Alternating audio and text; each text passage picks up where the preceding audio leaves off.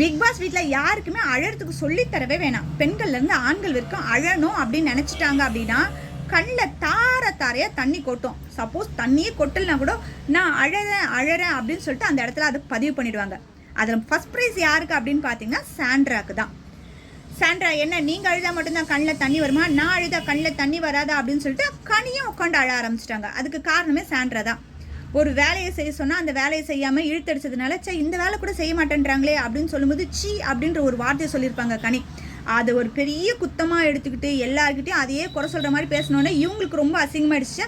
நான் தப்பாக எதுவுமே சொல்லவே இல்லையே, அவங்க வேலை செய்யறதுக்கு கஷ்டப்படுறாங்க, இந்த வேலைலாம் ஒரு வேலையா அப்படின்னு சொல்லிட்டு தானே சீன்னு ஒரு வார்த்தை சொன்னால் அதை இப்படி எடுத்து பேசுகிறாங்க. இது எதுக்காக பேசுகிறாங்க, இப்படி பேசி சிம்பத்தி கிரியேட் பண்ணலாம் அப்படின்னு பார்க்குறாங்களா அப்படின்னு சொல்லிட்டு அவங்க ஒரு சைடு உட்காந்து அழ ஆரம்பிச்சிட்டாங்க. அழுதாதான் நம்மளை எல்லாரும் நோட் பண்ணுவாங்க அப்படின்னு சொல்லிட்டு அந்த ஆயுதத்தையே எல்லாருமே எடுத்துக்கிறாங்க. சாண்ட்ரா சொல்லக்கூடிய எல்லா விஷயங்களுமே பொய் தான். திவ்யாவை பற்றி சொல்லுங்க அப்படின்னு சொல்லி கேட்டால் நான் சொல்லிடுவேன், ஆனால் ரம்யா இங்கே இல்லை, ஏன்னா அவள் சொல்லும்போது ரம்யா தான் இங்கே இருந்தா, ரம்யா மட்டும் இருந்தேன்னா இப்போ நான் அதை சொல்லிடுவேன் அப்படின்னு சொல்லினாங்க நிறைய இடத்துல. வெளியே ரம்யாவை பேட்டி எடுக்கும்போது இந்த கொஸ்டினை கேட்டாங்க. சாண்ட்ரா எல்லா இடத்துலையும் பதிவு பண்ணியிருந்தாங்க, திவ்யா ஏதோ இது பண்ணும்போது நீங்கள் அந்த இடத்துல இருந்தால் அதை கண்டிப்பாக சொல்லியிருப்பேன் அப்படின்ட்டு. அப்போ எதாவது சொன்னாங்களா அப்படின்னு சொல்லி கேட்கும்போது ரம்யா வெளிப்படையாக சொல்லிட்டாங்க, அது மாதிரிலாம் எதுவுமே நடக்கலைங்க, திவ்யா மேலே இருக்க கோவத்தினால தான் அவங்க அப்படி பேசுகிறாங்க அப்படின்ட்டு. இப்போ வியானாவை பிடிச்சிக்கிட்டாங்க. வியானா மட்டும் இருந்தானா எனக்கு சப்போர்ட் பண்ணியிருப்பா. அதாவது பிக் பாஸ் வீட்டுக்குள்ளே இப்போ யார் இருக்காங்களோ அவங்கள ஒருத்தர் கூட சப்போர்ட் கூப்பிட மாட்டாங்க.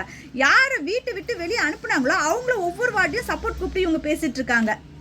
சாண்ட்ரா என்ன நினச்சிட்டாங்க அப்படின்னா, நம்ம அழுது இப்படி எல்லாத்துக்குமே சிம்பத்தி கிரியேட் பண்ணுற மாதிரி பண்ணால் மக்கள் நமக்கு நிறைய ஓட்டு போடுவாங்க அப்படின்னு நினச்சிட்டு இருக்காங்க. ஆனால் இவங்க யாரெல்லாம் நோட் பண்ணி சிம்பத்தி கிரியேட் பண்ணணும்னு நினைக்கிறாங்களோ அவங்களுக்கு தான் ஓட்டு போய் சேரும், இவங்க டவுனாக தான் ஆவாங்க அப்படின்றத மறந்துடுறாங்க.